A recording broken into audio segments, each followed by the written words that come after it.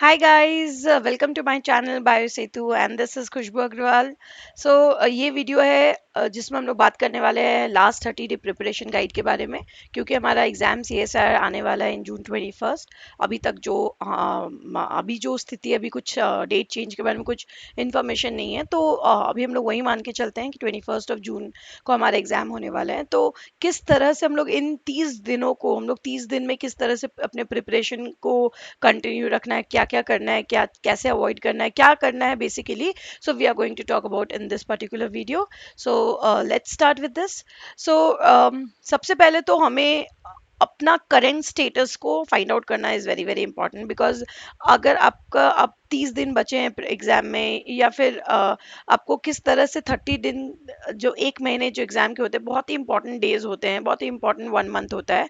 तो उसके लिए सबसे पहले आपको अपना स्टेटस को डिफाइन करना is very very important. Status in the sense कि आप अभी किस स्थिति में हो, आप अभी कहाँ पर हो, आपका जो प्लान था, जो प्लान आपने बनाए थे, तो आपका जो प्लान था उसके हिसाब से आपने किया, या आप अपने प्लान से पीछे रह गए, या उस हिसाब से नहीं हुआ. तो basically you will have to self assess yourself, that is आपको सेल्फ एनालाइज करना होगा और अपने आप को सबसे पहले अपने स्टेटस को का आकलन करना होगा कि आप अभी कहाँ पर हो. ठीक है. So reconcile your current preparation status, अभी कहाँ पर हो आप, अभी क्या कंडीशन आपका. उसके बाद ही हम लोग कुछ भी आगे का प्लानिंग कर सकते हैं. बिकॉज आप जब तक खुद के बारे में नहीं समझोगे कि where you are standing right now, आप आगे का प्रिपरेशन को नहीं समझ पाओगे, या आगे कैसे डील करना है उन चीज़ों के साथ.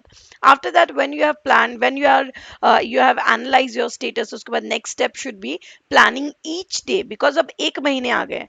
जब स्टार्ट होता है उस समय 6 महीने ही होते हैं हमारे पास में. 6 महीने के बाद हमारे पास मंथ में हम लोग काउंट करते हैं उस टाइम. उसके बाद धीरे धीरे हम लोग वीक्स में काउंट करना शुरू करते हैं, एंड देन डेज का बाद हम लोग करते हैं. तो दिस इज ऐसे ही हमारा प्रिपरेशन चलता है. तो अभी जब 30 दिन बचे हैं आपके एग्जाम के, या 40 दिन बचे एग्जाम के, उस समय में हम लोगों को एक एक दिन का स्टेटस पता करना इज वेरी वेरी इंपॉर्टेंट. हर एक दिन का प्लानिंग होना बहुत बहुत ज्यादा इंपॉर्टेंट है. आपको ईच डे को प्लान करना है efficiently and practically. So this practically word is very very important, क्योंकि बहुत बार क्या होता है कि हम लोग जोश में आकर के बहुत बड़ा बड़ा प्लान बनाते हैं कि ये भी कर लेंगे, वो भी कर लेंगे, ऐसा भी कर लेंगे, 12 12 घंटे पढ़ लेंगे, बट शायद वो आपका प्रैक्टिकल लाइफ में उसको इम्प्लीमेंट करना सबके पॉसिबल नहीं हो पाता है.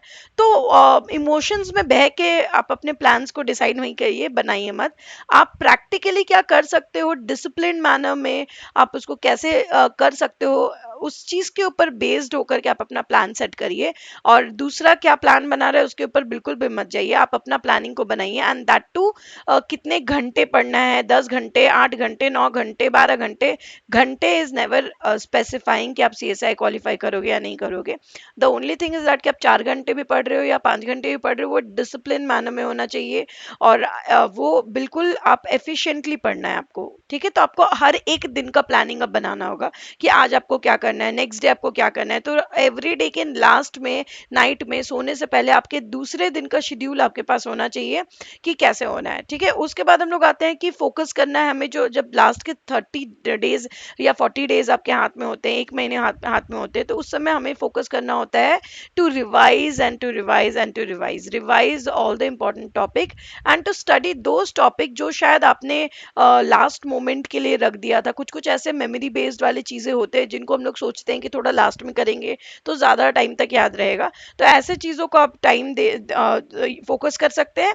एंड रिवीजन के ऊपर फोकस करना है, रिवीजन के ऊपर फोकस करना है. And revision recall is very very very important aspect to qualify CSR. आपने जिस जो भी इंपॉर्टेंट टॉपिक है फॉर योर CSR एग्जाम, आप उन टॉपिक को कोशिश करिए 3 बार से 4 बार रिवाइज करने का.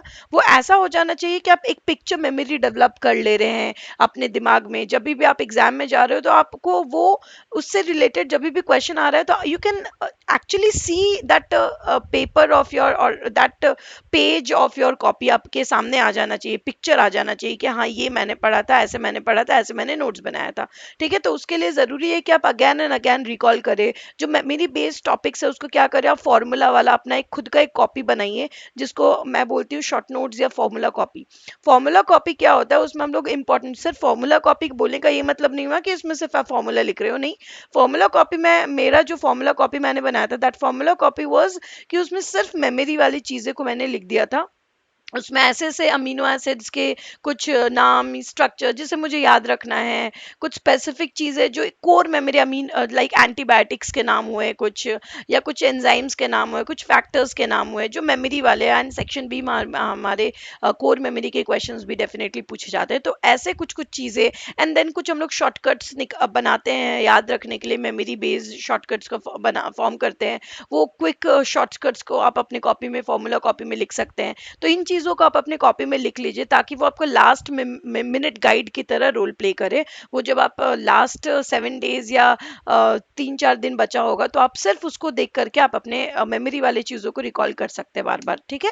उसके बाद हमें टाइम मैनेजमेंट के ऊपर डेफिनेटली फोकस करना है। एंड ऑब्वियसली जब आप प्लान कर रहे हो, आप अपने आप को सेल्फ एनालाइज कर रहे हो, ईच डे आप जब अपने आप को एसेस कर रहे हो कि आज का दिन खत्म हो गया, तो आज मेरा क्या प्लानिंग था, क्या मैंने जो प्लान बनाया था वो सक्सेसफुली मैंने किया, अगर नहीं किया तो नेक्स्ट डे उसका कैसे भरपाई करना है, जो आज का था वो जो बच गया उसे भी करना है, और जो नेक्स्ट डे का प्लान था उसे भी करना है। तो किस तरह से हमें टाइम मैनेजमेंट करना है। सपोज आप 5 आवर्स अ डे पढ़ रहे हैं, बट आपने देखा कि कोई एक टॉपिक आपके आपके प्लानिंग के हिसाब से कंप्लीट नहीं हो पाया, तो next day you will have to compensate that. आपको 5 घंटे तो पढ़ने ही पढ़ने हैं, लेकिन उसके अलावा शायद आपको उस दिन कंपेंसेट करना होगा किसी और चीज में, आपको काम टाइम शायद किसी और चीज का टाइम आपको इंक्लूड करके आपको उसमें एक्स्ट्रा टाइम दे करके आपको वो टॉपिक को भी खत्म करना होगा। So this is how we need to deal with the time management. Time management बहुत इंपॉर्टेंट रोल प्ले करता है during exam and before exam, दोनों ही कंडीशन में। एंड उसके ऊपर भी मैं वीडियो डेफिनेटली बनाऊंगी कि किस तरह से हम लोग टाइम को मैनेज करते हैं, किस तरह से हमें टाइम के साथ कोप अप करना है, टाइम के साथ कैसे खेलना है। बिकॉज टाइम एक विलन भी है और एक हीरो भी है। अगर आप टाइम के साथ डील कर जाएंगे तो वो हीरोइक आपको हीरो की तरह उभर के आएगा और आपको क्वालिफाई करवाएगा। और अगर टाइम को आपने हल्के में ले लिया, टाइम मैनेजमेंट को प्रॉपर नहीं किया ड्यूरिंग एग्जाम, बिफोर एग्जाम, तो फिर वो आपका विलन साबित हो सकता है और आपको आपके पाथ में हिंड्रेंस पैदा कर सकता है। ओके, देन आपको स्क्रीन हैबिट डेवलप करना बहुत जरूरी है, और ये बहुत इंपॉर्टेंट एस्पेक्ट है क्योंकि अभी हमारा C S I CBT mode हो चुका है। तो कंप्यूटर बेस्ड टेस्ट मोड में हमें स्क्रीन का हैबिट डेवलप करवाना बहुत इंपॉर्टेंट होता है। बिकॉज जब आप देखोगे एक पेपर बेस्ड एग्जाम और एक स्क्रीन बेस्ड एग्जाम में सेम, भले ही क्वेश्चन सेम क्यों ना हो, बट मे बी आपका जो परफॉर्मेंस है वो वैरी कर सकता है। बिकॉज स्क्रीन में क्या होता है, 3 घंटे हमें कंटिन्यूस स्क्रीन में बैठना है, स्क्रीन में पढ़ना है, क्वेश्चंस को एनालाइज करना है। And ज़्यादातर जो लंबे लंबे एक्सपेरिमेंटल क्वेश्चंस होते हैं उनको मतलब एकाग्रता से, कंसंट्रेशन के साथ पढ़ना एंड रिप्लाई उसके बेसिस पर आप एनालाइज करना क्वेश्चंस को थोड़ा डिफिकल्ट हो जाता है। और ये तब आराम से आप कर पाओगे जब आप उसका हैबिट डेवलप कर लेंगे। तो it is very very important कि आप स्क्रीन रीडिंग हैबिट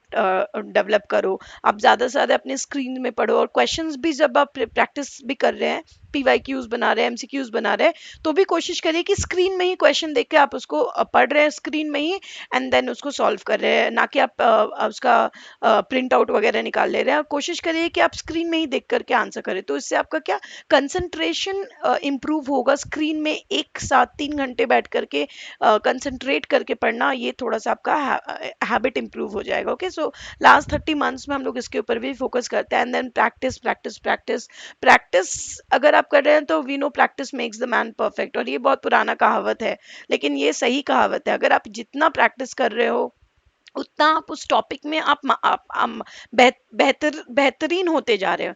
तो जिसके जितना प्रैक्टिस करेंगे तो बेसिकली होगा क्या कि आप क्वेश्चंस को समझने लगोगे कि इस टॉपिक से कैसे क्वेश्चंस आ रहे हैं, किस तरह से डील करना हमें क्वेश्चंस को। हो सकता है प्रैक्टिस के दौरान आप शायद आंसर नहीं कर पा रहे हैं, बट दैट इज एक तरह से अच्छा है कि अगर आप प्रैक्टिस के दौरान मिस्टेक्स करते हो। बिकॉज हम अगर प्रैक्टिस में कुछ मिस्टेक करते हैं तो वो हम एग्जाम में नहीं कभी भी दोहराएंगे, वो हमारे जहन में रह जाता है।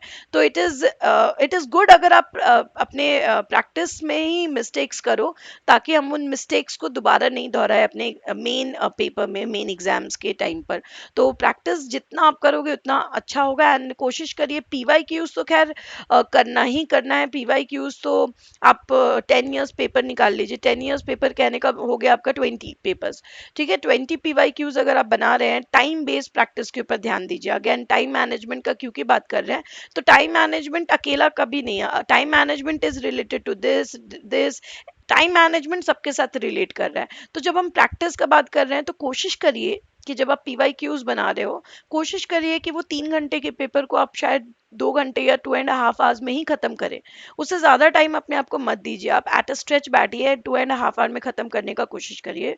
बिकॉज जब आप घर पे कंफर्टेबल पोजीशन में बैठ करके, कंफर्टेबल जोन में बैठ करके जब आप एक 3 घंटे के पेपर को 2.5 घंटे में या 2 घंटे में फिनिश करते हो, तो ही आप उसको एग्जाम हॉल में अंडर प्रेशर 3 घंटे में कर पाओगे। तो वैसा हैबिट डेवलप करना पड़ेगा कि हम लोगों को प्रैक्टिस जो करना है वो टाइम बेस्ड प्रैक्टिस करें।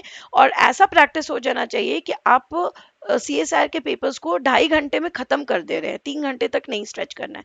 देन ओनली आप ये सोच सकते हो कि आप उस पेपर को, वैसे पेपर को 3 घंटे में एग्जाम हॉल में कंप्लीट कर पाएंगे। Okay, and last but very very important is stay calm and confident. Because self confidence बहुत इंपॉर्टेंट है। अपने ऊपर कॉन्फिडेंस रखना, ओवर कॉन्फिडेंस नहीं रखना है, बट हाँ confidence is very very important. और अपने आप को काम रखना है, ऐसा पैनिक नहीं करना है कि अरे 30 दिन बचे हैं, मुझे याद नहीं है, मुझे याद नहीं है। ऐसा सबके साथ होता है, हमको लगता है कि हम चीजें भूल रहे हैं, बट वो हमें तब लगता है when there is lack in recalling या रिविजन प्रैक्टिस में। जैसे जैसे आप प्रैक्टिस करते जाओगे, रिकॉल करते जाओगे, आपको चीजें याद आती जाएंगी। एंड वैसे भी आपका ये ऑब्जेक्टिव है, आपके क्वेश्चंस के साथ ऑप्शंस आते हैं, ठीक है। तो क्योंकि ऑप्शनल क्वेश्चंस रहते हैं, तो कहीं ना कहीं अगर आपने टॉपिक्स को अच्छे से पढ़ा है, कंसेप्चुअली आपने समझ समझ के पढ़ा है, तो आप ऑप्शंस देख के डेफिनेटली आपको स्ट्राइक कर जाएगा व्हाट इज द आंसर। तो काम रहना है, आप कॉन्फिडेंट रहना है, अपने ऊपर कॉन्फिडेंट रखिए और पॉजिटिव रहिए। और बिल्कुल डीमोटिवेट नहीं होना है। Stay calm, be positive, be confident, and definitely you are going to achieve your dream. Okay, so ये था किस तरह से हम लोगों को अपने 30 दिन को यूटिलाइज करना है। एक ब्रीफ प्रिपरेशन गाइड था कि किस तरह से हम लोग को डे बाय डे का शेड्यूल बनाना है, प्रैक्टिस करना है, रिवीजन करना है। तो बेसिकली ये सारे पॉइंट है जो आपको फॉलो करने हैं और कॉन्फिडेंट रहना है, ठीक है।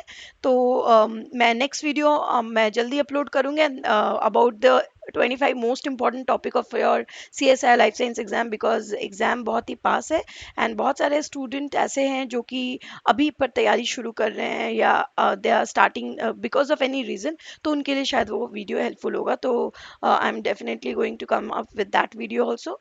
तो इस वीडियो को लाइक करना ना भूले, लाइक करिए, शेयर करिए एंड चैनल को सब्सक्राइब करिए बायो सेतु।